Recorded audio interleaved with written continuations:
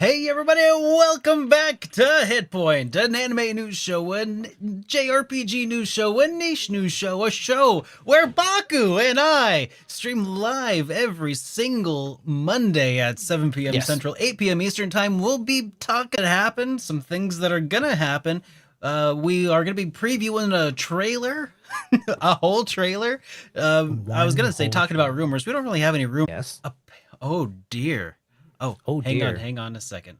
YouTube is telling me that I'm not allowed to stream in 4K. I thought we could stream. I think we're not supposed to. I might need to restart the stream. Let's see. Video, shoot, shoot. Okay, hang on. Let's try this. Oh geez. I don't know if you guys can even see us. Hang on a second. It says that we are this connection's going. I don't know. It's working broken. Okay. I think I need to restart the stream. Don't go hopefully let me refresh on the YouTube. On the YouTube. And then YouTube's gonna All right. I think we're back. Are we back? I'm looking at it. Is the connection is terrible? Why. Okay. Here, let's try. Hang on. Let me try it different. The connection's really bad. Keeps lagging. It'll play for like 2 seconds and then it will spin. Oh man, I'm seeing that too. Okay. Try changing some stuff. Oh, I wonder if it's my backup. All right, let's see. Oh dear. Are we? See, YouTube says it's an excellent connection now. I don't know. Are we better? It seems like we might be better. For me to refresh. Yeah. Okay. I think testing. Okay. All right. Hey, everybody. Welcome to the most professional podcast on the internet. This is HitPoint, an anime news show, a JRPG news show, a niche news show, a show where Baku and I break everything all the time. And then sometimes we fix those things that get broken. Hey, welcome to HitPoint. Hello. This is gonna be a show. This is gonna be one of those wild and wacky shows that we don't really have a whole lot to go on. So it's gonna be a little bit of another discussion podcast. Some pretty cool stuff happened, some not so cool stuff happened.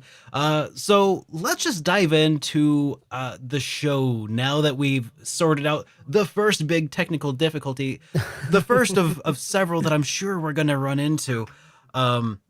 Because here's what happened last week, guys. I don't know if this. Let me just start by telling you, I had a rough week.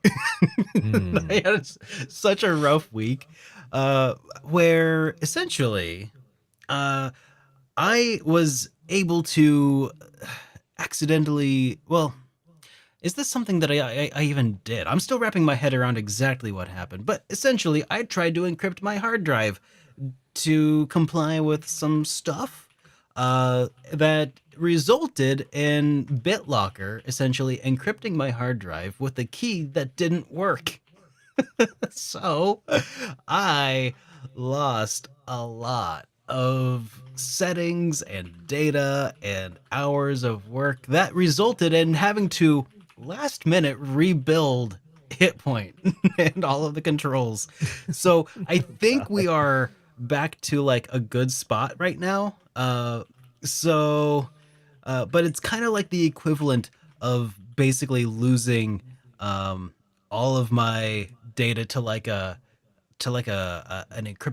encryption like what do they call that?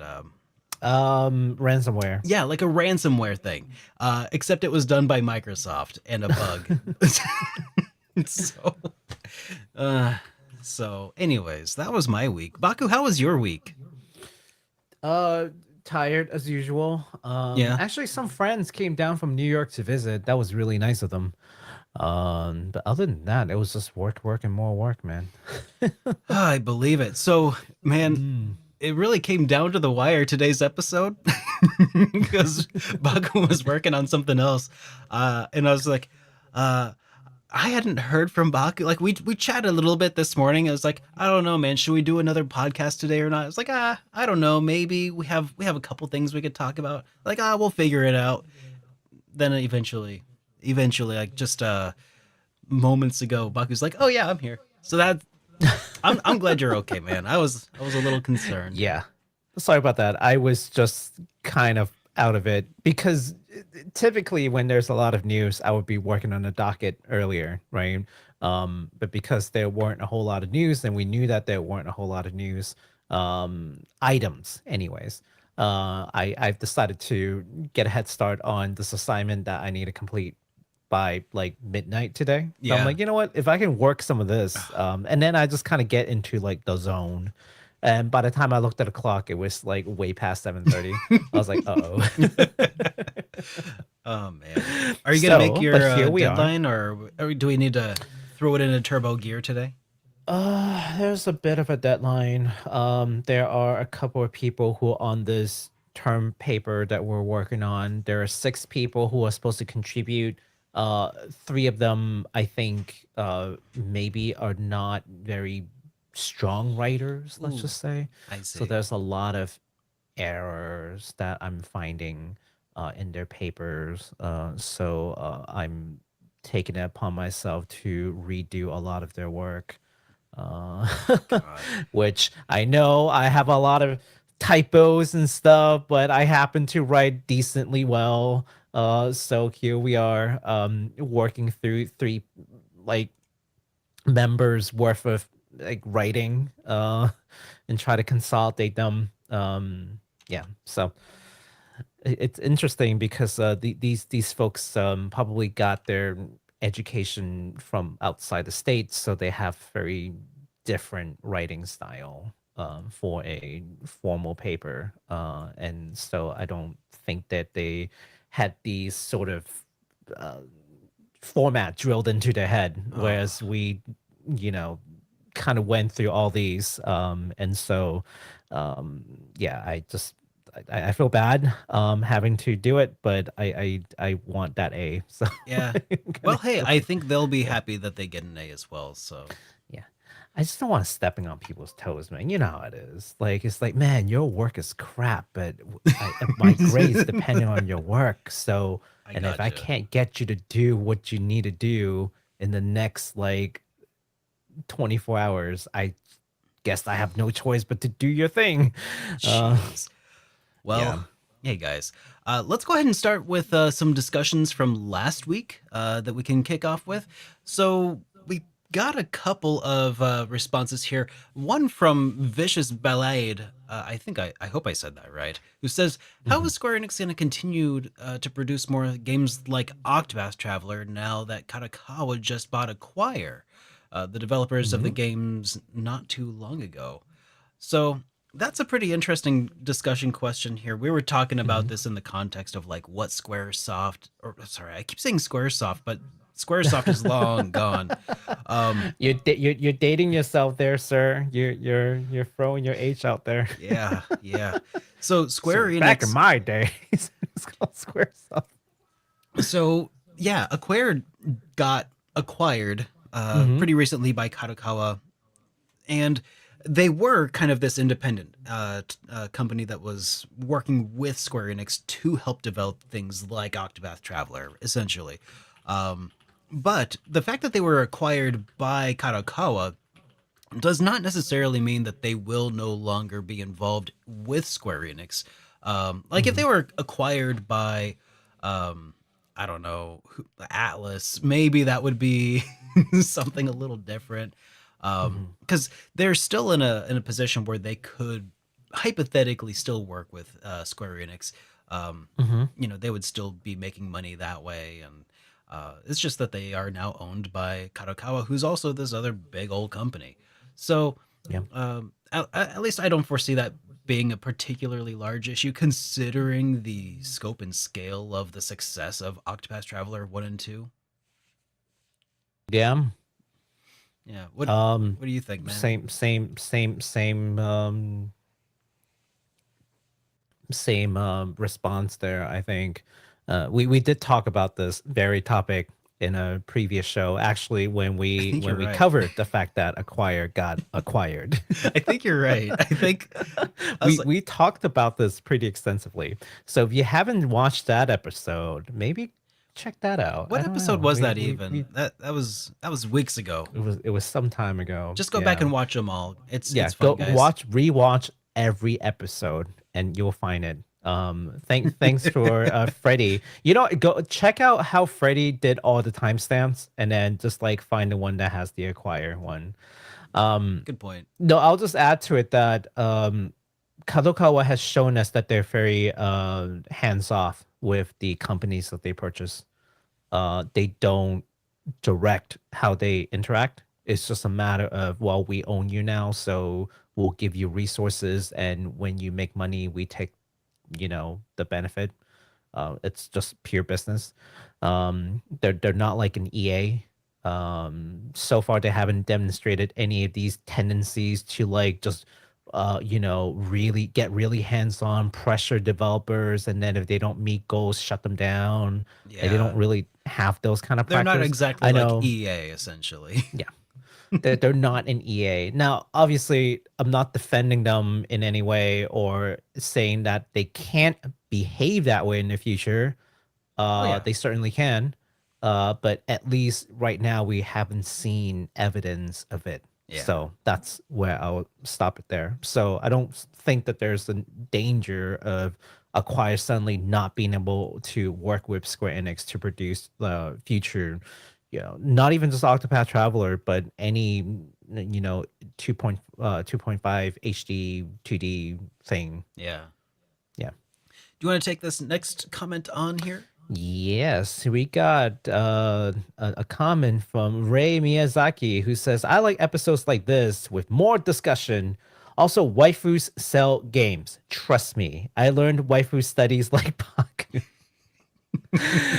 I was first interested in Stellar Blade because of Eve. The Souls gameplay was just a more reason to get the game. Fair enough. Yes, waifu study is a legitimate field of study that I am engaged in. Just so y'all know, I'm getting my PhD in waifu studies. Dude, I just love Not that bragging, throwaway humble joke. brag. I just Huh? love that throwaway joke from like 20 episodes ago has It's stuck. still going on. Yes, call me Dr. Baku soon. Yeah, no, waifus definitely sell. But you know what? Equally, I do want to give the husbandos some love because husbandos definitely do sell games as well. Certainly. So yeah, don't underestimate the power of husbandos, guys. We've seen a lot of very successful gacha games that are gacha otome games. I don't know, which is just like two unholy, like, merger of ideas. You've got gacha and you've got otome games. And so basically you would roll gachas for certain story segments for these husbandos, like certain scenes that you get with them. I don't know how it works. I played one for the laughs. It's interesting. But yeah, they make money, man. Do not discount the husbandos. I mean, this is one of the reasons I brought it up in the first place last week when I was talking about a direction forward for Square Enix. And the reason I brought it up is because, like, why we have the phrase "don't judge a book by its cover." It's because that's what we do.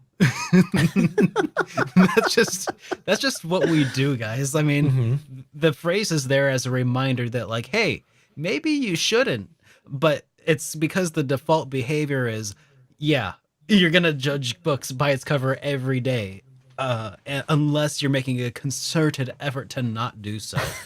So what you can do is help gloss up your book cover a little bit there, with a little window dressing. They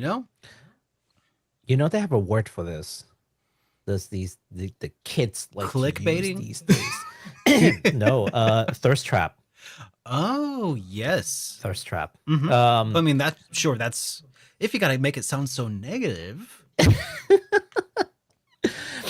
I mean, if your game has no substance and that is all you're doing, then it becomes the thirst trap. You know I think what? I was if gonna say, it's- yeah. sure, maybe it's a thirst trap, but maybe if it delivers, does it just become a drinking fountain? Ask Compound Heart, man. I feel like they are leaning towards that. They're like the opposite direction where they started with all the waifus and then they're building substance off of it once Yeah. it starts selling, which, kudos to them. And now they're trying to lean less heavily on the waifus. I mean, they're still very much a waifu game company, Compound Heart. Oh, Right? sure, I sure. think that's their identity, but they are leaning into more substance in their gameplay and storytelling. So And I give them props for, not just defaulting to, well, we're just a bunch of like providers of waifus and stories and gameplay doesn't matter. It seems like they do care and they are working on it. And, credit where credit's due. Square Enix is like the opposite, yeah, you know, well, I don't know. I think the in opposite would some imply that they ways. started adding more waifus. I feel like Atelier is the opposite, where it's just they had the content and like they had the fan base, Hmm. but then they just started adding waifus eventually, and then they got popular. Square Enix, Well, but I feel like SquareSoft, they mhm. I think they started uh, uh, they started off kind of they had pixels, right? You didn't have a whole lot to work with. That's Well, that's what Japanese pornography yeah. looks like in the first place, though. It's just pixels anyway. So Yikes. so But also valid. Well, okay. To be fair, their games didn't have much of stories to begin with. yeah. And then much less romance. And then, Final Fantasy IV came along and you've Hmm. got like Rose and Cecil, but even then it's kind of like a damsel in distress situation for the most part. Uh, do I want to say damsel in distress? A little bit, because Rose got captured, yada yada. But yeah, spoiling a like 30-year-old game, guys. So then, yeah, but as the game gradually grows and the story becomes more complex, they do throw romance in there, and that's kind of the beginning of introducing waifus. Because then what you do is you make basically a persona game. You have a fairly nondescript main character that people can easily insert themselves Hmm. and be surrounded by The lots self of insert, beautiful sure. waifus. Hmm. That's the standard formula. And so I think they haven't really tread those lines. I can't really think of a game where they go, okay, here is a plain character with no personality, and here's a bunch of pretty women that you can get with. Oh, that's Final Fantasy Go 14. forth. Yeah. So I don't think they have really. I mean, jokes aside, I don't think they have really stepped into that. No, they Um, haven't. They did have some like waifu sorts with Final Fantasy 7 where they introduced what Tifa. Tifa? You know, Tifa. and then Final Fantasy 8 was a love story. Final Fantasy 9 maybe not so much. I think they reeled it back. But then 10 was like it's another love Hmm. story. And then you have 12 where you know I guess I don't know Vaughn what Vaughn is 12. the very bland character that you're talking about, but they're just okay. We Well, don't, now you're missing the beautiful woman that you can get with component. yeah, Like he couldn't get with any of them other than what's hmm, her face? yeah. You're Penelope? uh,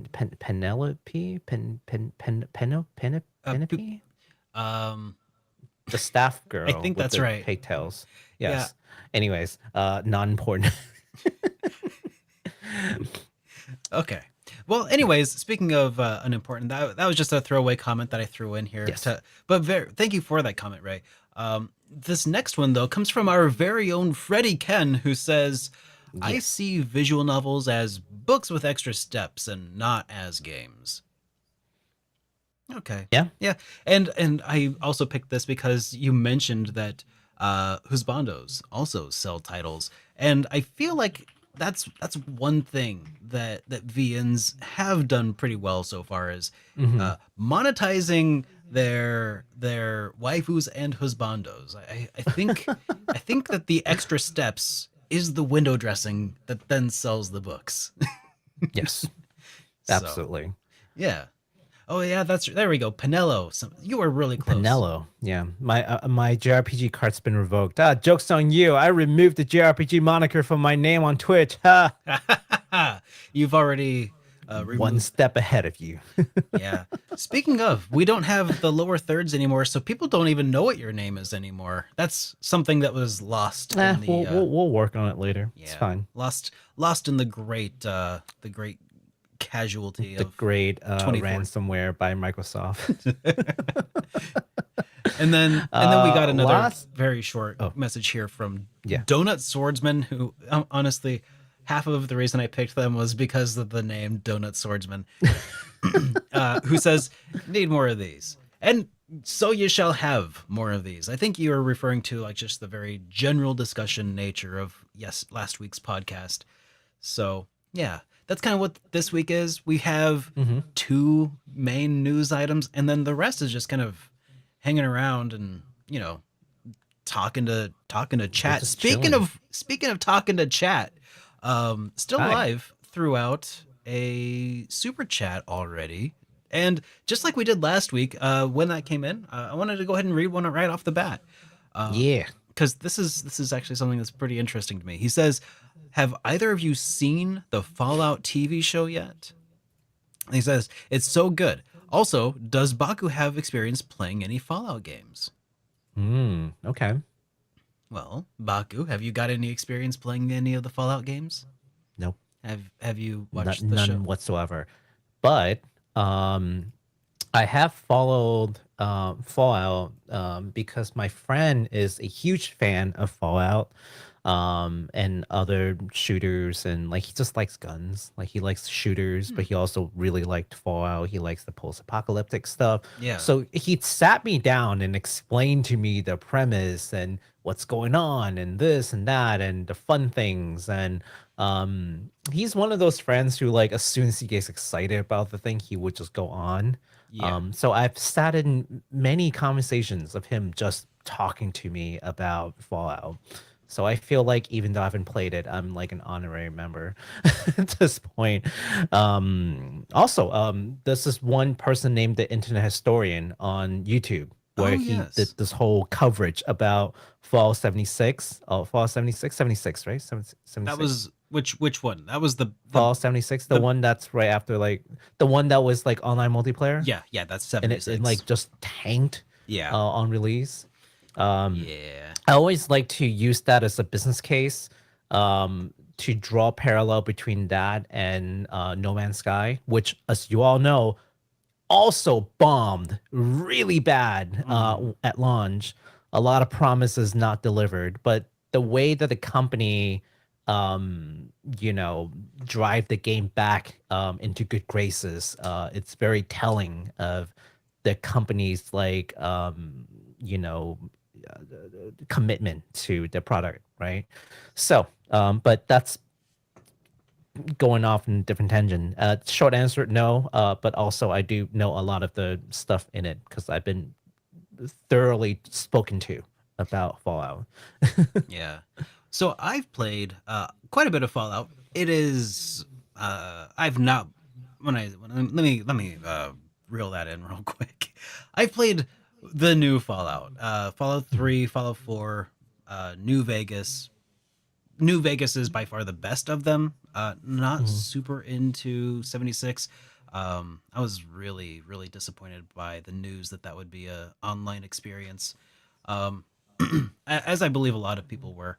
But basically, I really enjoy the Fallout series up to a point, and with the original creators, Obsidian, involved, New Vegas was definitely the peak for me. Mm. So I I do love the world, and I have been watching the TV series, which was released on Amazon pretty recently. Um, Mhm. Amy and I both. I don't want to say we binge watched it because we did like come up for air. Mhm. For like a moment or two. We like watched the first episode and then we're like, okay, that was nice. Maybe we'll watch the rest of this. The next day we watched an episode. And we're like, oh yeah, that's pretty cool. And then like the next day we watched the rest. So I feel like we had some level of self restraint. It was very good as far as TV shows go. Um, Now, mind you, if you're super into the lore of the world, uh, or really care about the timelines and exact dates and stuff, it's probably gonna piss you off just because it has taken probably some liberties. I would just Hmm. assume so at this point, um, but I Yeah. enjoyed it quite a bit.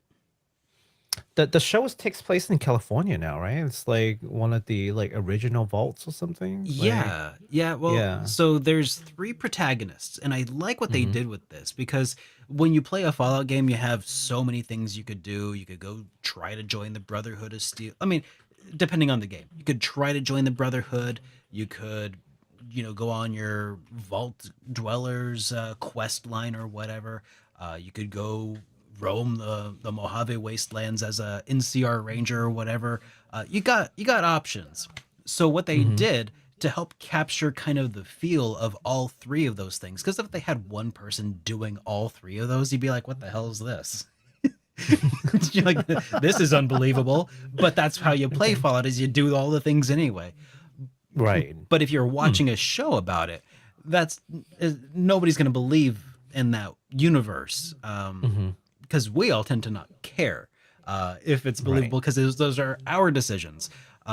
But anyways, so they had three protagonists who kind of filled in those various roles with a Brotherhood of Steel member, a Fallout sheltered girl, a uh, and a ghoul who kind of is a bit of a bounty hunter, kind of a questionable kind of person. So it's very cool, and I like how they did it. It's only 8 episodes, but they're all like an hour. Uh, I'm looking forward to season two. I'm just glad that it's an Amazon property and not a Netflix one because it would probably Mm. get canceled. Well, I yeah. Do you have more faith in Amazon than Netflix? Is that it?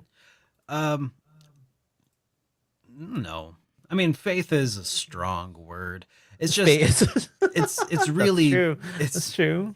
it's really more of a case of I have been bitten by Netflix canceling stuff randomly, even when they're like Hmm. fine. So at this point, I don't really want Netflix to like make things because they're just gonna cancel them anyway. At least the stuff that I've been watching on Amazon has gone on to have like 3 or 4 seasons. So far, um, nothing has been just Wow. dropped.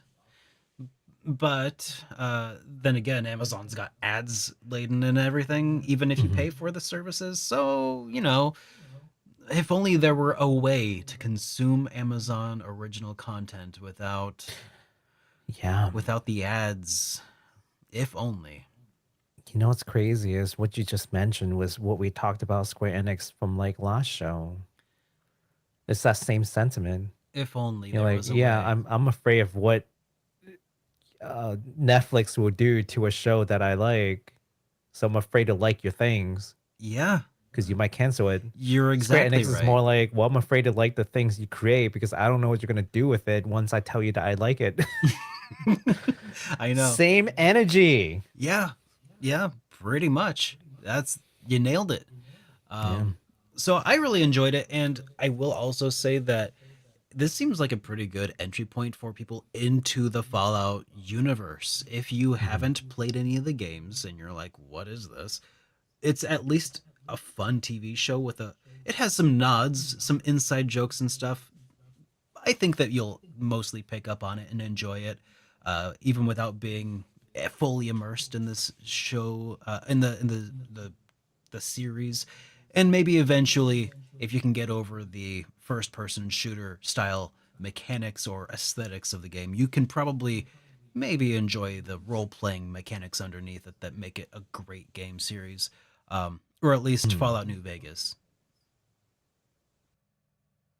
Gotcha. So that was all of the comments that we got from last week. We'll be picking up more of these super chats as we go throughout the show. Yes. But before we do, you want to move on to this next section here? You want to take this one, Baku? Yeah, sure.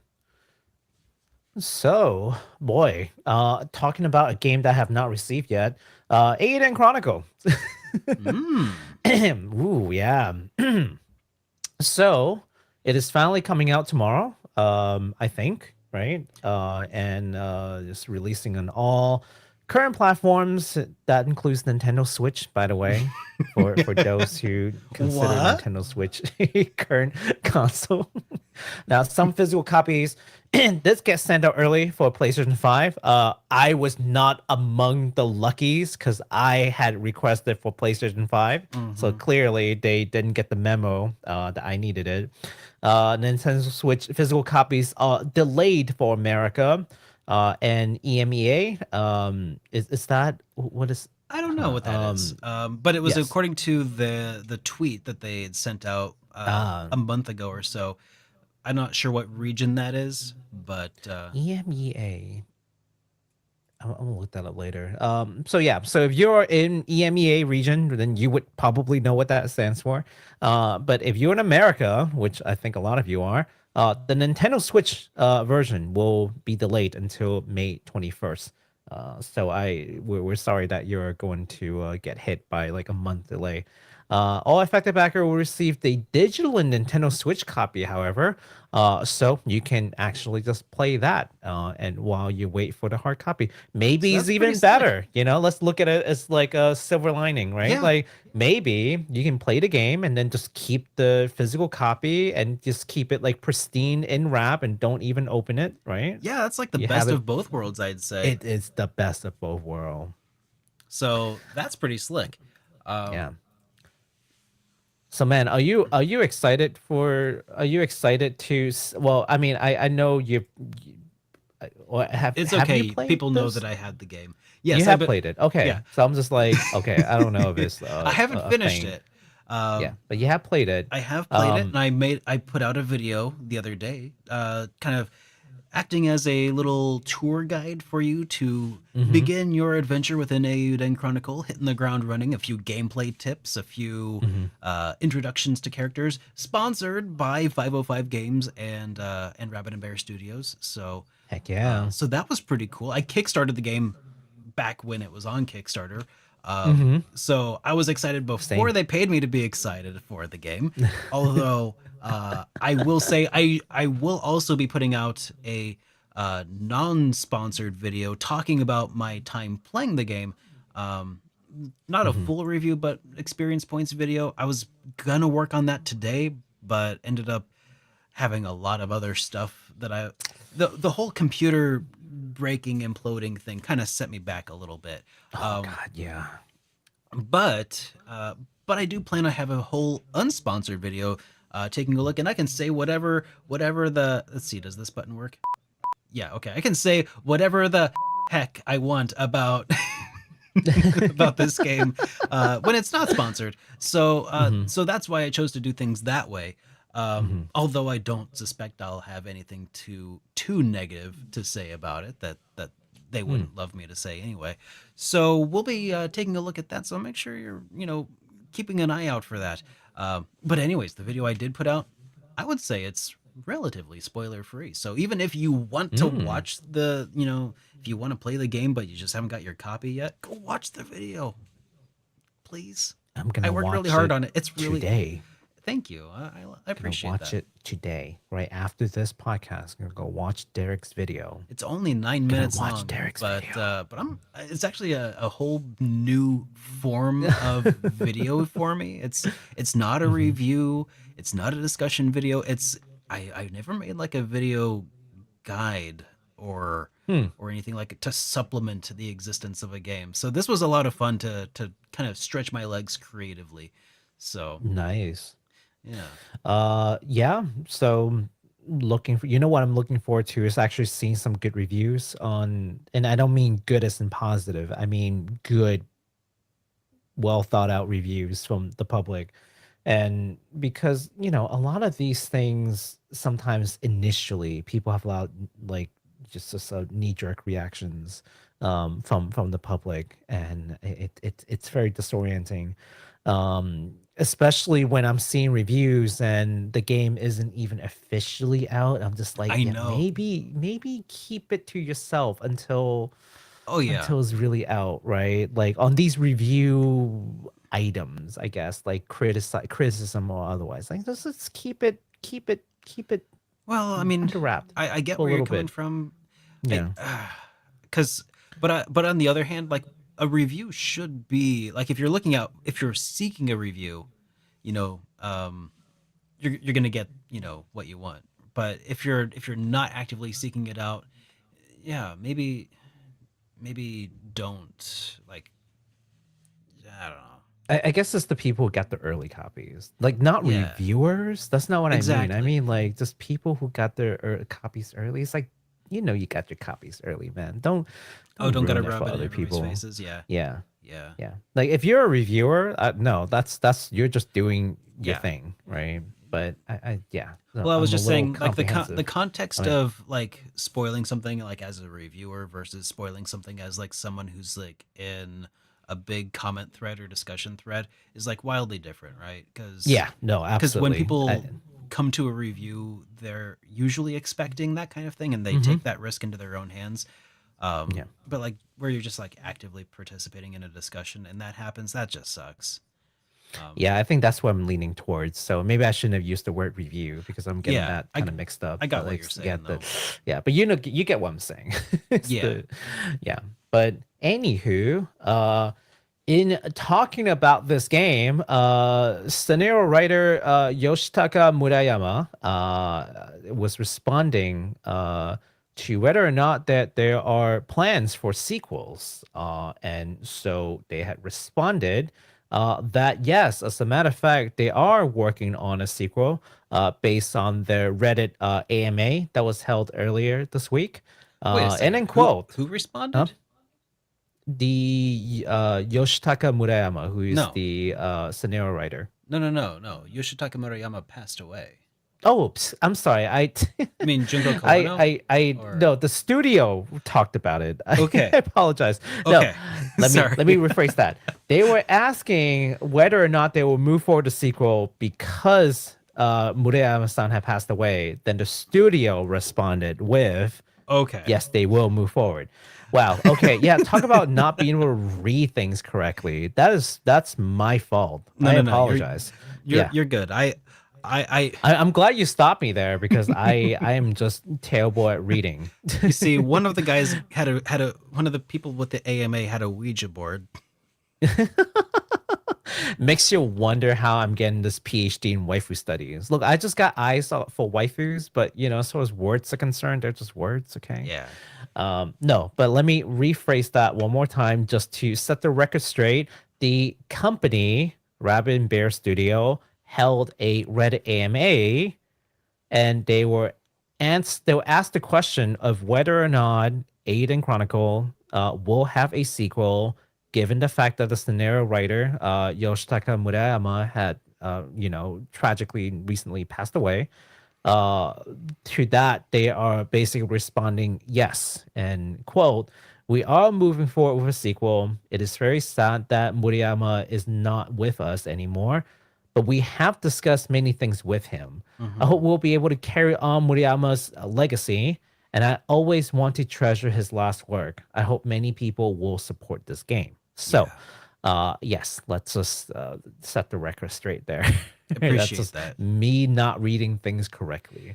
Um, I think that they had indicated that initially they had plans to create to turn this into a whole series. mhm. So I'm glad to hear that that dream did not end with Murayama, but is being carried on by the team that he's already been working alongside for Mhm. ages at this point. Yeah. Um, it won't be quite the same without Murayama, but we have had some really excellent games that were helped developed by a lot of the staff, including Junko Kawano. Um, Suikoden 3 was the first Mhm. that was like developed partially with Murayama, and then it was Kawano that took over the helm. Same with 4 and then 5. 4 is a bad example. I liked 4. But but yeah, I think that if there was anybody who could take on the helm, they are at Rabbit and Bear Studios. So yeah, I'm pretty excited to see a continuation, especially with what I've seen so far of the original. And I'm sure Mhm. that they'll have plenty of his notes and things, cut content from the first one, maybe to draw inspiration from. I'm just really glad that he got another chance to make like one last awesome game. Yeah. And it's a shame he can't see how much so many people are enjoying this game right now. You know. Oh yeah, and the positive review definitely outnumbers like the bad reviews I've seen so far. Of course, I do respect people for being critical of a product for the product, and not necessarily wanting to say nice things for the sake of being nice. So I do respect that. But I would also hope that people are not throwing bad reviews, just to be contrarians. I And then mean, that's probably why I'm kind of looking forward to seeing more good, like well thought out reviews as we actually roll out this game yeah. for more Well, people to play. I know that Yeah. review embargo did lift yesterday, at least Mm. for people like me, which is why I was able to put out my video Mhm. on the 21st. Um, so I'm sure that other people have their own thoughts and opinions, and reviews are out there. Um, I haven't Gotta watched keep any my of eyes them, peeled. but I will say that in my discussions with other RPG reviewers who also were Mhm. playing through the game, I have I think some disagreements, but I think that overall we're all on the same page that it's a fun game. Mm. But Yeah. It would be really nice to be able to see. I'm gonna come from a person who's never played a Suikoden game.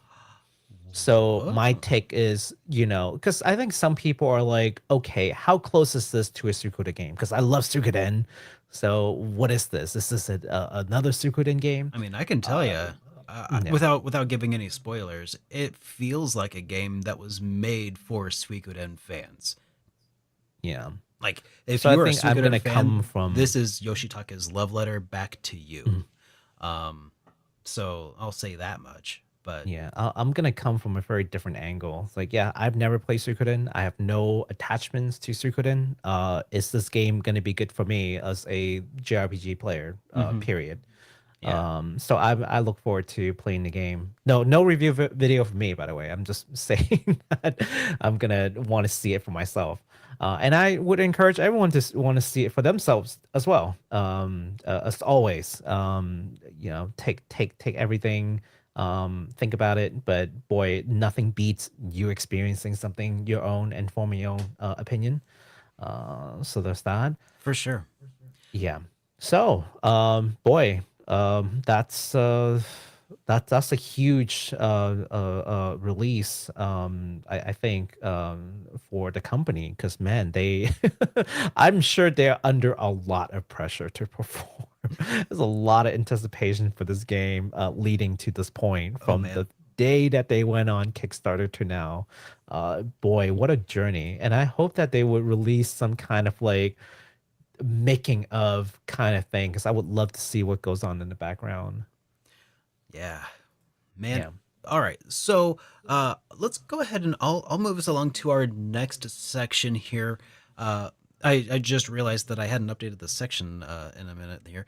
So we got some new games that were a new game. It's announcements about a new game. We got an update to Atlas's upcoming title, Metaphor ReFantazio. ReFantazio. A How mouthful. yeah, it's quite a word. It sounds like a kind of like an Italian like fantazio. Sounds Italian. It Is that what they're does. going for? I don't know, maybe. So they had a stream today. They announced a stream. We were gonna talk about it, but then I was in the process of like putting the doc together today, and I was like, and that's gonna be at Monday. What Monday? Oh, this Monday. And I look over at the stream and it's done. I'm like, Oh, Hmm. okay. We need to update this. So we got a couple of big announcements with this. Well, one big announcement, which is the release date. We have an official Hmm. release date confirmed Ooh. for October 11th of 2024. So you got about 6 months. Oh. Got about a 6 month wait here, guys. And That's pretty soon, actually. That's wow. I'm yeah, impressed. yeah, I'm very excited for that. Yeah. This accompanies a brand new trailer that they also have. Mhm. That they've released. So we may as well check out the trailer. Let's do it. It's about a 3 minute trailer. Okay. So uh, hopefully this works because I haven't Yes. tested this yet, guys. Let's do it. Let's try it. We'll do it live. Ooh. I truly believed that I might end the strife and discrimination that plagued our people across nigh endless years. A lot of anime. You know, A land yes. grotesque as its people. This kind of so far gives me a little bit of Berserk vibes. Let us speak of the Ooh, old no vulture's more last anime. grasp at power. The tournament for the throne. So summing Ooh, love the UI. Oh my god. yeah, they've put a lot of effort. Look at that. He's surfing on a sword. Hmm. A sword that is a hoverboard. A hoverboard? What do we believe in? Man. Oh, that's kind of like Ghibli. What was that hair? Okay. Okay. There's your physical gameplay. So it is And also then somehow turns turn-based. into turn-based for like a second. Not exactly. I treat all tribes equally. Yeah. You So know, it feels like they're taking what they've learned from Striker and applying that here. maybe some of what they're Pretty showing cool. also looked a little bit like Fear and like anxiety. Persona 5-ish, They always lead the people astray. navigational wise, but I guess maybe This the place, reason for that it could isn't just a be utopia. Like the physical I mean the action combat. I feel Yeah. like they've taken some things that they've learned from Striker and applying it here, which is interesting. I think you might be right. The They did turn-based say- obviously would be from the Persona series. The gallows, not They just did us, say that this but is kind of like a endless culmination of insults their you find efforts in useful. JRPGs. Ooh. So it's That's like a lot. That's a lot of. Ooh, that's a lot of weight that they're throwing on behind those words. I know. I hope I'm recalling those words right. It was during a 25-minute stream where the guy was like narrating over some pre-recorded gameplay. Just a 25-minute like, here's a lot of cool stuff. And finish it in your stead. Introducing characters, introducing the story, gameplay. They explained the logo. Wow. Okay. And they say that it's supposed to be kind of reminiscent of the view of your view from a city street, and it's like shopping malls on the sides, and it's a street leading Oh, toward like okay. a tower or something. Perspectives. Yeah, Interesting. you know they It showcased. is a some of- rather striking yeah, title. The name that you so to speak. may not forget. Yeah, At least not the metaphor part. I don't know about ReFantazio. I don't know about that, but at least the metaphor part. That's a pretty. Wow. I mean I kind of missed the Project ReFantazio, you know, but Mhm. you know that's fine. They added a Z. Oh, you know what? Zeo is the name of an electric attack in Persona. Oh. Coincidence? I think not. I mean, maybe. Is this a game theory thing now? It's just a theory. A game nope. theory. No. All right. So that was the new game that was announced, and they have this 25-minute exclusive showcase that you can go watch right now. I think we'll have a link to that in the description later on. Since it is just another link to YouTube, we probably won't get age gated Flagged. for it. Yeah. So So yeah, I guess that man, it looks sick. I'm pretty excited. And we only have 6 months to wait. Yeah. Square Enix, take note. I just that's the other thing that drives me crazy. They'll like announce a thing, they'll get you excited, and then they're like, "When are you gonna release this?" Like 3 years. Like, okay, Oh, dang it. and they got nothing on Bethesda, man, who teased the Elder Scrolls 6 like 5 years ago. They're working on it. Oh yeah, they're working on it. Yeah. And then like like middle of last year, end of last year, they're like, "All right, we've officially begun production." Oh my gosh. So, Yeah. yes. Yeah. I mean, we got things like I gave it to Atlas. Like you got things like Persona 6 where like they haven't really talked about it. And there's a lot of frustration online where it's like, oh, where's our Persona 6? But then I find it to be like, okay, well, you just kind of assume that there is one. They've never really said that they're working on one or Yeah, but they're you know that they they're are. doing one. Like you just kind of assume that there is one. Yeah, and I think the it's a lack of safe news is assumption. frustrating. Yeah, but that's still your assumption. Like, I Oh, don't, yeah. like, yeah, the ones that are really frustrating are the ones where like they are like, yeah, we're gonna do this, and then like silence. Like, Yeah. are you still doing it? Like, Yeah. did you? Like Yeah, as Dragon long Quest as you don't announce it. or yeah, Dragon Quest 3 HD 2D and then like 2 Yeah, years stuff like of that. silence. Yeah, just stuff like that. Yeah. That's frustrating because we know you're working on it. You said you work on it. There's a certain promise that you're making. It's like, well, we promised that we'll do this almost, and then like there's like nothing to show for it. So it's very disappointing. Yeah. Well, at least as far as, since I brought up since I brought up Breath of Fire, since I brought up Dragon Quest 3, it is still in development and it has been confirmed they're still working on it. So it's been a little bit since we heard on anything on that front, but at least we have that to keep us warm at night. So let's see. We did get another super chat here, because honestly, that's the end of our news segments, unless we have some discussion stuff to Good talk night, about. everybody. No. No. So this one comes from Dennis Batista, who says, "Have any of you tried Fell Seal Arbiter's Mask? It's kind of like Final Fantasy Tactics. If so, opinions. Best regards from Panama. Keep up the Ooh, great wow, work." Panama. Oh, thank you very much, Dennis. And I hope that that this is a good. I think I've heard of Fell Seal, but I haven't looked at it in a minute. So maybe I'll look up the trailer here real quick and see if maybe I can get a feel for it. Did we ever talk about? Do you know? Does that ring any bells? I think we did. It's one of those tactical games because we've talked about quite a few of them. So I'll be honest, like I get kind of mixed up too because we've covered quite a few. This this is one of those. Yeah. Yeah, this one's apparently was on PC 3 years ago, so it's not I don't know. it's I not don't know too if it's- new, but I don't know. It's within the time that we did the show. no, I don't think Yeah. so. So, as far as have I played it? No. Me I neither. haven't actually played that one, but I will confess that I am not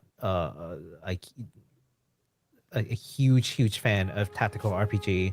I mean, I do like playing them. But it's kind of lower on my list just because the amount of time required to play one is quite substantial, time that I don't really have.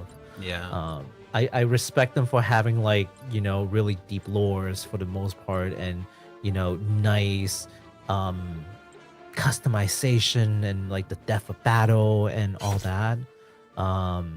But that's also where the time consuming part comes in. Yeah. So yeah. Also it's really hard to, we talked about it. It's really hard to stream like tactical strategy games because you tend to get backseated quite a bit.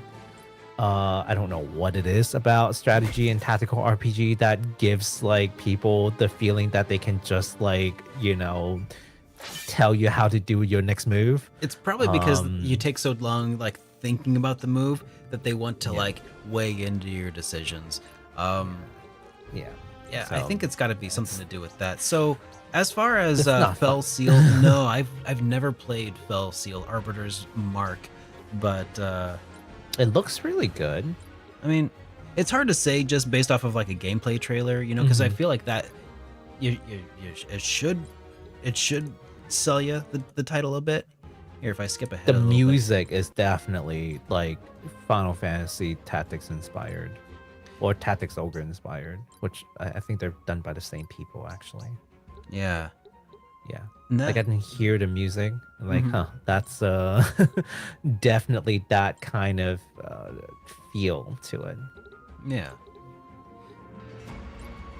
All right. Well, yeah, that's kind of neat. So, no, I haven't played it, but maybe at some point we'll give that a look. The But art style looks pretty good.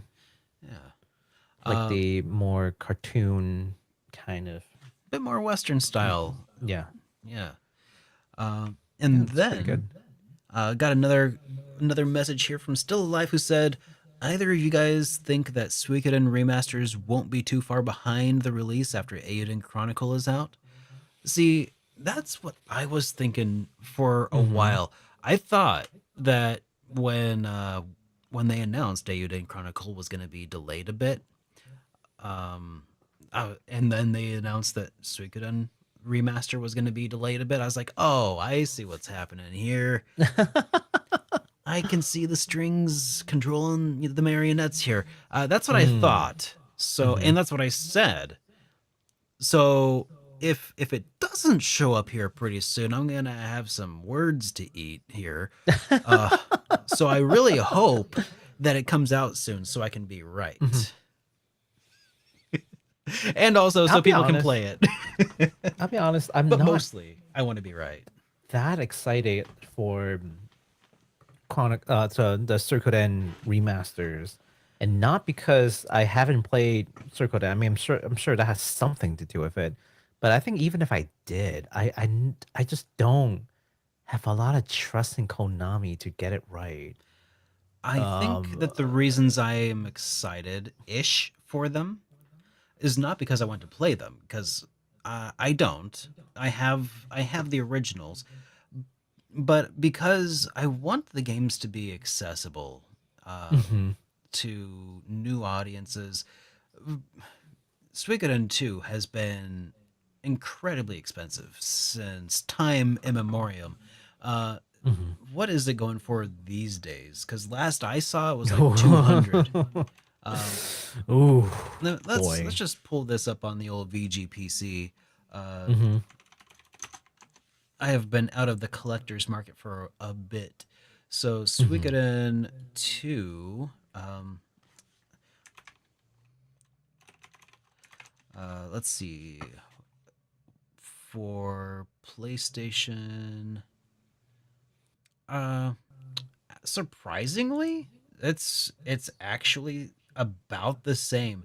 It looks like at its high, it was like 400-ish, What? but it's back down to like 225, 220, 200-ish Wow.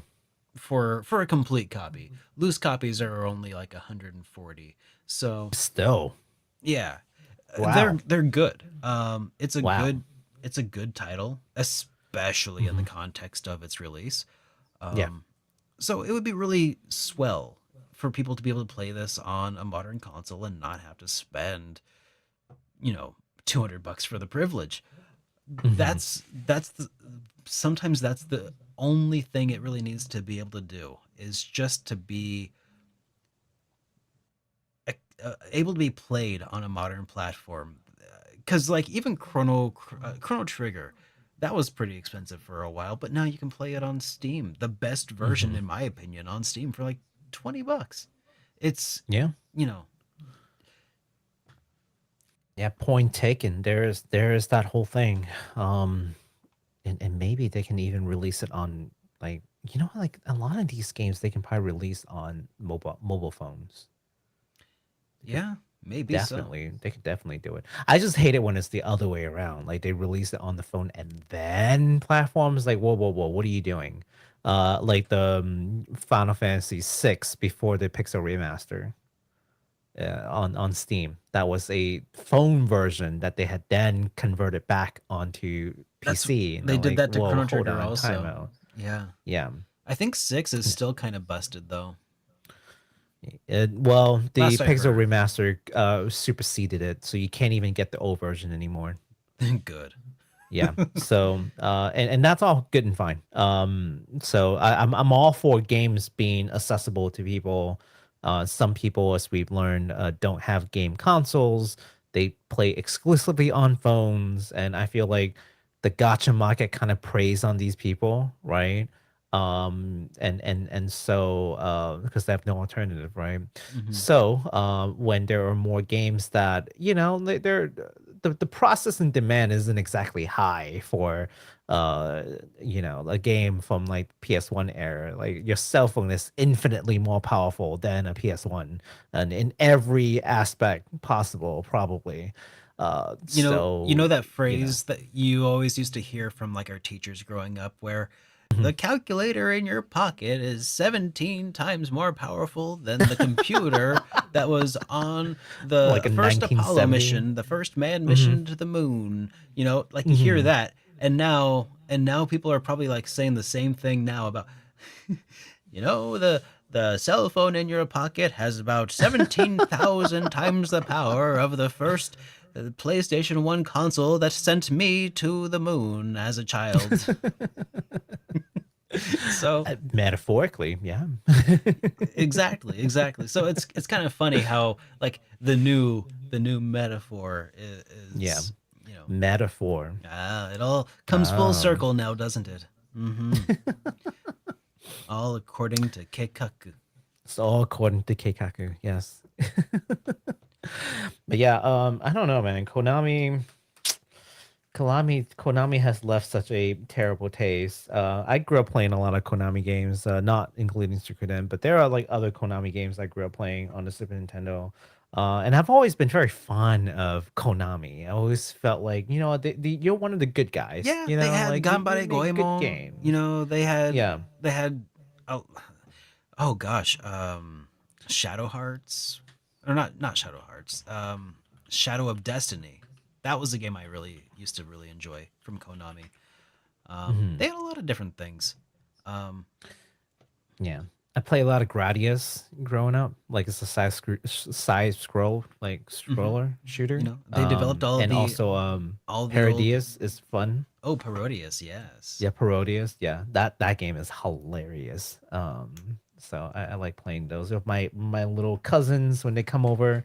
We're looking for like multiplayer games. We would always go to like the shooters. I don't know why. Just the two of us, like like two people can just play, and it's kind of co-op. It's fun. It's like playing Contra. Speaking of Contra, there's Contra. Yeah. Or Yeah, all the Ninja Turtles games that they developed for yeah. the NES, Super Nintendo. That was awesome.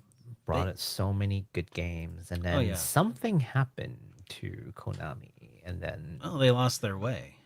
yeah, As I don't happens, know. you know, I don't it know when happens. did they start veering off the path? I feel like they were still pretty solid on PlayStation 2. Hmm. You know, they had Metal Gear Solid. That was awesome. Hmm. Um, I want to say it was like around PS4 they started being weird. Oh no, PS3. PS3. I was Yeah, thinking Metal Gear Solid for PlayStation 3. I feel like that was about when I was like, huh, what's up with Konami? man. They've Well, changed, man. You know, I and think that's one of the yeah. reasons that we're so like cautiously eyeballing Square Enix is because like they're not quite Konami, and we don't want them to be. Right. They're at a crossroads, right? I'm kind of hoping that the new CEO would like ring it back in. Yeah. And only because the new CEO is kind of walking back on that whole like NFT project, right? But at the same for time, Square Enix, their yeah. background is on like NFT and emergent technology and such. So I'm just like, okay. If their on the background one is in that hand. stuff, though, maybe they know that they've hit the bottom. That's what I was hoping for. Like, That's what I'm still hoping for. yeah, But we'll see. if they're in it, they should probably know maybe the market has cooled off. Yeah. I mean, there's always going to be ups and downs on speculatory value of things. I don't necessarily think that tying a commercial product to that thing is the right answer.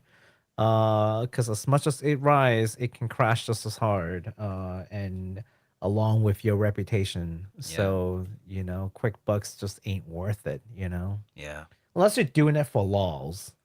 Like, this is not serious. This is for the meme, and people are laughing with you. That's like the only time that I could ever see that work. Well, let's hope that things turn around. I feel like this is kind of where we were at the end of our last podcast.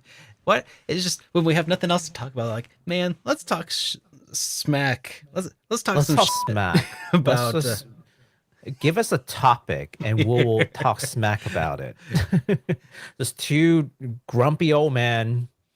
Back in my day, there were two very good JRPG developers, and then they became one, and we thought that the peace had come and lasted eternal, only to find out that it was not so. That was I was so excited when Square Enix was formed. I was like, ooh, okay. So you have Dragon Quest and Final Fantasy under the same banner now. Oh, that's gotta be great. And then I found out that the fact of matter is not the case. Yeah. Yeah. Well, PS5 Pro. PS5 Pro. People can't even find a reason to get a PS5. Why are we? No. Why are they releasing? The reason to get a PS5 Pro? is because it's better than the PS4 Pro. It's the PS4 Pro. Yeah, I think that's the PS4 Pro. That's the real question. That bro, it has an SSD in it. You know what's funny is that it's the complete opposite of what Nintendo's doing. If you think about it, Nintendo, like, everyone's like, you need new hardware. Nintendo's next console is gonna actually like reel it back in a step. They're gonna go back to like GameCube era. This new console actually plays Super Nintendo games. Yeah, when everyone's moving forward to more powerful hardware, we thought we were gonna be the company that does the opposite. We're gonna give you weaker hardware than the Switch. We here at Nintendo believe that adversity breeds creativity, so we've decided to be extra adverse with all of our third-party developers. Yes, let's give you more restrictions.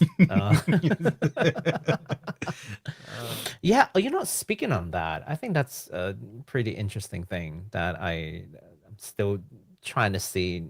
Are we truly moving towards like a better time? And that's system capabilities and the way that people demand these things, right? Because there's always like a power creep element to games, right? So with each generation, more technology, more processing power, more this, more that, people are demanding more, ever more things. At some point, I feel like there's definitely like a strong diminishing return where it's like it's just not worth it to keep doing more. You can't enjoy the more. The more is going to cost too much to really make a difference to your enjoyment. Therefore, it's not really worth it. Are we hitting that point, Derek? Do you think? Because I'm starting to feel it. Man, see, I'm feeling like at this point, even if Nintendo, like, even if I were somebody who wanted to buy a new Nintendo Switch or something, I would not buy one. Even if I wanted a Nintendo Switch right now, like, I wouldn't buy one just because I expect, like, I expect that they will release a Nintendo Switch Pro or 2 or whatever, Mhm. a Super Nintendo Switch, if you will. Um, I You're committed, expected. right? I It's feel it's like the Super Nintendo I feel like Switch. most people, dude. I feel like kids who started playing Nintendo Switch in first grade are about to graduate middle school. Mhm. Like, what the heck, dude? It's been a while. Could you? Yeah. I can't imagine going through my entire like half of my public schooling on a single console. It's just I feel like yeah, we expect more. Mhm. And it's weird. I almost feel like Nintendo has saved a bunch of money on R&D by just sitting on Mhm. their laurels. I know they haven't. They've been R&Ding the crap out of whatever is next. It's just, Mhm. everything has gotten in the way of actually releasing a console. Even PlayStation 5 with, lockdown kind of in the middle of things, like barely was able to meet any of their demands. It's just I think they're trying to wild. break out of that win flop cycle, like one console good, one console bad. Yeah. Like it's almost like Windows.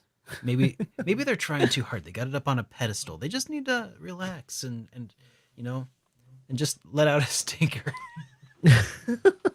Give us something to work with, Nintendo, please.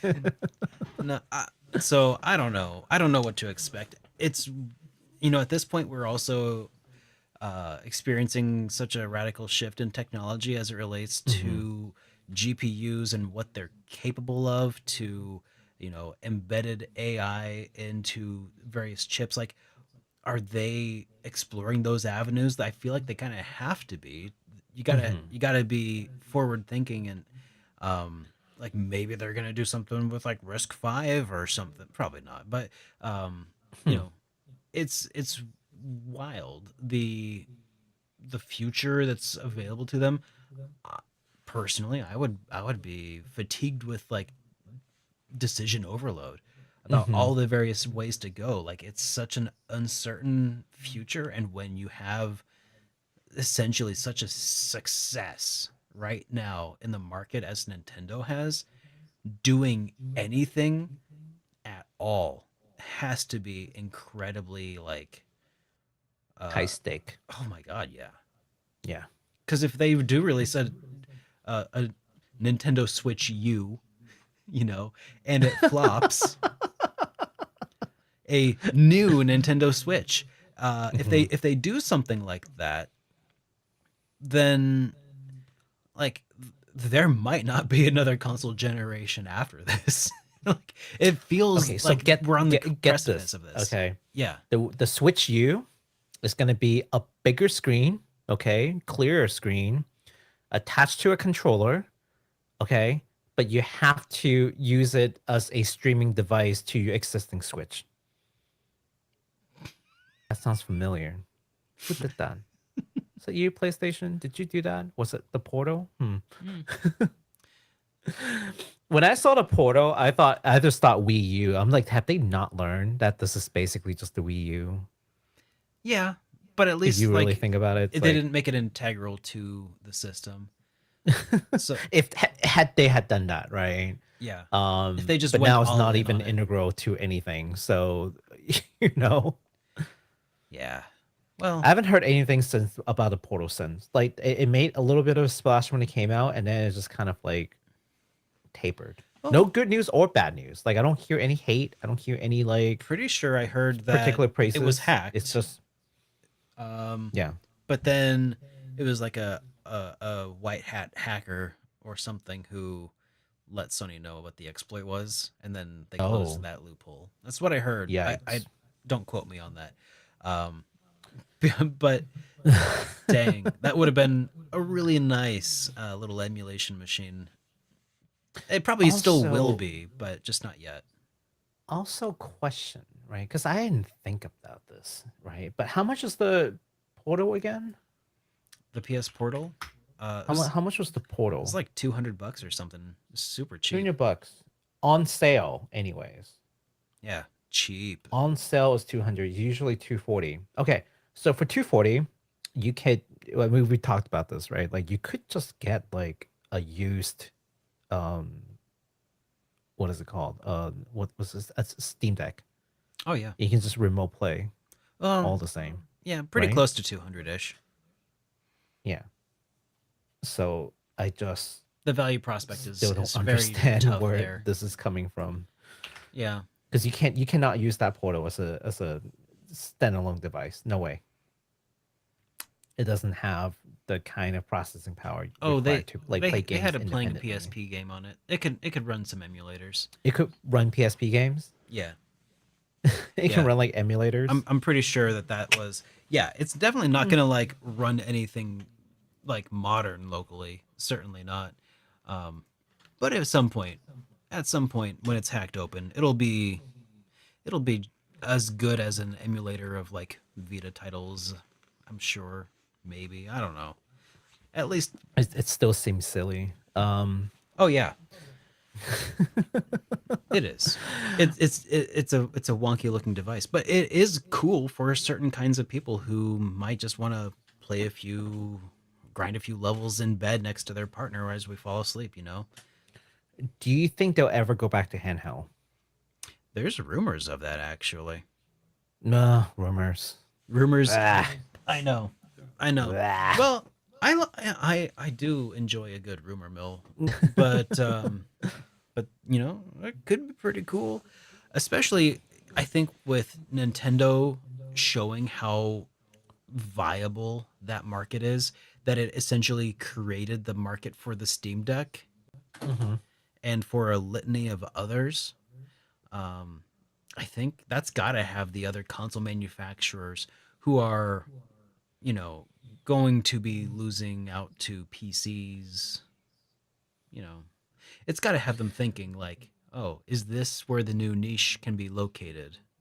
Mhm. You know, I don't know. I feel like Microsoft, like looking at the business, I think Microsoft is in a much stronger position to create handheld versus Sony. And the reason I say that is because Nintendo has a whole like strategy behind what they do. Hmm. Like it's not just the handheld.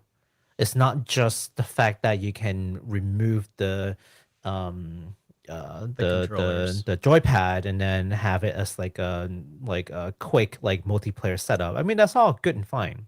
Sure. But the most important thing is they have an extensive first party library Yeah. that compels people to get a Switch to begin with. Yeah. You're not going to not play the new Yeah. Zelda. You're not going to not play the new Mario or, Right. you know, because you Yeah. can only get Unless those you're like a there. hardline like Switch hater, you're going to probably get one and just play it. Yeah. Nintendo has, Um, and I use this word very broadly and not at mhm, all like in a legal sense, but they have a monopoly on a certain kind of game. And if you mhm. want to play that kind of game, you are not going to get a anywhere near as good of an experience on any other console. Right. Now, um, Microsoft is in a strong position to create handheld if they so choose to, Emulators because notwithstanding.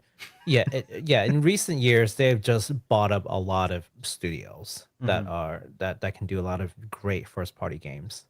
So if they want to, they certainly can. Sony, since we're talking about rumors, I don't think they have as strong of a standing. Let's say if all three of them are considering handhelds. Obviously, Nintendo's no brainer; they've already done it. Kind of a handheld console hybrid, and it's proven to be extremely popular, even if it's not as powerful as the PS4 or the Xbox or One, or right? PS3. Xbox One, right? That's the same gen, supposedly. Yeah. Yeah. Um, but so if they were to consider it, then Microsoft would be in a better position to do so, just because of all the first party games that they have uh, to Yeah. disposal now. Whether or not they want to do it is one thing. This is just a matter of if they wanted to, who would be in a good position, which is to talk about the rumors really about Sony, which is to say, I don't think they're in a good position to do it. They don't have enough, and wasn't that part of why Vita failed so badly anyway? Like that was just, It you didn't know, really fail in Japan. It was it didn't mostly, fail in Japan, and it's but mostly only because they because had proper third party support and no good competitors at the time other than 3DS. yeah. Yeah. So I would hesitate to say that that's why it failed because they had third party support in Japan. They Hmm. could have had third party support in the States if they had thought to market the game here, the system. It's Hmm. really, it's very much a marketing thing, I think. It's such a I good think Japan system. is different though, because Japan is very open to the idea of playing stuff on the go. Like it's very much in their culture. You ride on the metro all the time. There's public transit. They do things differently, They do. I guess. Hmm. Yeah, and their living spaces are relatively compact, so like it kind of works We for also have, yeah. some pockets of culture here in the States that also has, public transit that's cool. You can Mhm. hop on a train, ride the train into work, and work in the city, train home. It's not as common by a long shot, but there are pockets of our population that could use that here, and I think that's why mobile gaming is kind of on the rise too in that regard. Um, But yes, like very and then that casually. speaks to the competitor too, right? Like we already have a phone, so Sony has to compete against that. Yeah. Two, in addition to Hmm. things, the Vita case scenario is interesting because like this is just my personal take on it, right? I think they failed because they didn't have good first party games, period. And so a lot of folks are like, well, they didn't have any support, they didn't have a lot of this and that. Well, they didn't have a lot of support because there's no install base. It wasn't selling well. Yeah. It wasn't selling well because there's no first party games to push it to begin with. That's fair. It's like you got to think about the entire time series, not just like the latter part, but like when it launched, what happened? It's like, well, there wasn't a lot of love because there's no reason to get it. Like support be damned. Like that's later. Yeah. There was no hype. That's just what why am I even buying it? There's no. So okay, so third party, you could talk about third party games and they could have a lot of deals. That's one way of doing it. But a more sure way of doing it is if you have first party games, get a good install base, and then other companies are practically begging to create games in your system because there's a lot of people with that system, right? Hmm. One or the other, but you gotta have that initial hype. Once you miss that part, then all of a sudden it's like, okay, it's just like PS5. One of the first thing that people ask is like, why am I even getting this system? Like, what's the point? Yeah, it's a better PS4, but I can play everything on it. Like, what's the point? Why would I spend this money to get the system? Yeah. So exclusivity helps, right? Um, so that's kind of why I don't think Sony is in a good spot. They would have to beg a lot of people to make games on their new console, which is a lot less control they have And versus first and party like Nintendo games. has essentially uh just completely dominated that segment now that would Yeah. have been part of. Um Nintendo has snatched up the what window the Vita had open to it, and now anything that comes to compete within that space, specifically of like a small portable handheld,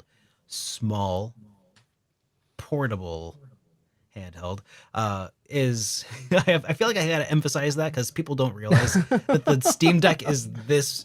It is almost as big as the Xbox One, or the original Xbox Hmm. controller. It Yeah. is it is not it is not a small, very portable handheld. It is a handheld, um, but it's not Remember the Duke it's not going in a controller? pocket. The, Remember the Duke controller? yeah, that's exactly. It's almost as big as that controller. Um, Yeah. so yeah, and I have a deck. It's huge. So anything that tries to compete in that really small market has to compete against not just Nintendo's handheld market, Hmm.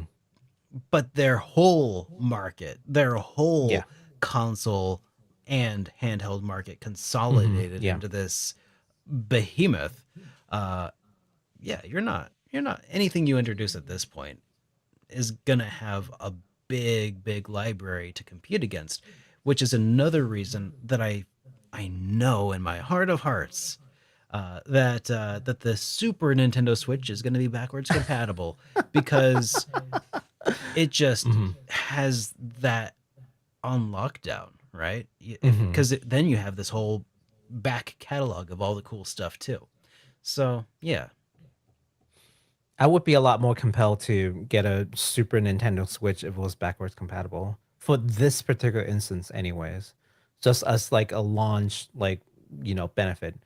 I mean, 3DS was able to play original DS games, so it's not like they haven't done stuff like this before, where like a newer handheld, it's. I mean, you want to think back to even the DS played GBA cartridges, and the GBA played Game Boy cartridges. Like mm-hmm. they've had a history Oh yeah, like of backwards compatibility, and it's served them for like very well. So I don't see why they would change it all of a yeah. sudden, unless cartridge cost is just way too high and The they're trying to move away from the that other reason I for could see whatever that reason. is Yeah. because of that new flash chip, that flash Hmm. cartridge for the Nintendo Switch that is uh, unstoppable, essentially. Like I don't know how Nintendo plans to combat that.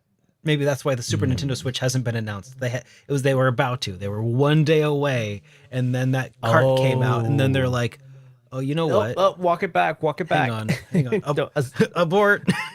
aboard, aboard. Yeah, I some time ago there was this news article from like a Japanese publication that was like, yes, they're totally gonna talk about it, and I feel like maybe there's a lot of truth to what you just said. Like maybe they were actually about to announce it and they just like last minute canceled the announcement for one reason or another. And then we'll find out in like 20 years in a documentary About the somewhere where 17 they Nintendo Switches that almost happened. right, right. I Yep. I wouldn't doubt it. I wouldn't doubt it. Yeah. Um, but yeah, I if I was Sony, I wouldn't bother with a handheld. Honestly, there's just too much competition, and they're Yeah. not poised for, to compete. They're not. They're gonna flop so hard. It doesn't matter what they give you. They're gonna flop really hard. Fundamentally, they can't convince people to spend that kind of money. Yeah. When I can spend the same money and get a Steam Deck or a Steam Deck equivalent, Hmm. and I have my existing Steam library, I don't have to buy new things. Like, why do Yeah. I need you, Sony? Like, you have no value proposition that other people can't do. I just don't see it. Mm. Yeah. Which is why I say rumors be damned. Like, Yeah. although, and this is the huge caveat, I wouldn't think that they would release something like Portal either, and here they are. So, Sony. Some days you just got to throw stuff at the wall and see what sticks. But Yeah. And well, I have a Vita, by the way, for anyone who is wondering. I have a Vita. It's back there. Like I played it. I liked the Vita. yeah. Doesn't change the fact that it didn't do well. Yeah, I like the So, Dreamcast. It doesn't change it. yeah. So, Oh yeah. I also really like the Dreamcast. Like I'm not a hater. Like I like these products, but I also think that there are reasons why they didn't do well. And it's until they can solve those problems, they're not going to suddenly do well now. it's a very It's the interesting same look playing field. at the it's a very interesting look at the chessboard of the consoles and the way that they're playing themselves out and very slow motion at times. Um sometimes the only winning move is not to play, and Nintendo has been playing that move hard. Inaction is a choice. Yeah, that's right. It's an interesting concept. I guess people are always thinking like, well, what's your next move? You're gonna do a thing. Well, my next move could just be doing nothing. Keep you guessing. Consciously select the choice of doing nothing is a choice. And like you said, they're really doing that. A lot of that. Yeah, boy, they're probably saving a ton of money, especially through COVID. You know what? If they could have talked about a Super Nintendo Switch before COVID, and I'm kind of glad that they didn't, because Oh, they would can hit you some Highline imagine going issues. through the shipping crisis and not being able to produce enough unit? And that's kind of the Meanwhile, the Nintendo thing that can't keep PS5, their Nintendo Switches in stock because of right? Animal Crossing. Yeah. Right. Yeah. I mean, PS5 got caught in that. Uh-huh. Remember PS5 when they were I first trying do. to ship out, and there was this crazy demand because they just couldn't manufacture them. Yeah. A Just console not possible. defined by that crisis. So, Yeah. Just boy. yeah. And because of that, and this is a prime example of what happens when you don't have a strong install base, companies are reluctant to create games that's exclusively PS5. Why would they? The install base is not there. Yeah, everyone wants a PS5, but no one could get one. Mm-hmm. Hence And all the now, scalping and stuff. yep. But for a game developer, I don't care how many people want your system if the install base is not there. That doesn't make sense for me to make a game that's exclusive to your system. Yeah. That's just how it works. So you know what had a lot of install base? Switch games. You know what we're gonna keep making? Switch games. Or at least games that can be played on a Switch without a significant penalty, right? Yeah. And what did we actually see of real COVID? Lower quality, I won't say quality, like maybe like lower processing power required games. A lot of indie games, which are all very nice, but they can all be played more or less on the Switch Heck, you could play a without lot of them any in a real browser. penalty. or or just a browser. I mean, We should bring browser games back. yeah, let's do it. But that'll have to wait until next episode of HitPoint, I think. Because I'm starting to run out of steam, and I got some stuff I gotta do, and I know you do too, Baku. So I do. yeah, I think we're gonna wrap things up here. But thank you all so much for hanging out with us tonight, and I hope you had a good one. If you enjoyed today's episode, be sure to give it a like or a positive review on any of the podcasting platforms of choice you might still be experiencing our show on. And we'll see you on the next one. Baku, any final thoughts for the people? Oh boy. Hope that there will be a little bit more news. We love these kind of chats, but we also want to be able to have these chats with current news so that they're relevant. Yeah. So hopefully there's some interesting news that we can have a better discussion over. Yeah. But until next time, guys, All thank you so right. much again for coming by to hang out with us. Yeah. All right. Take care, everybody. Ba- ba-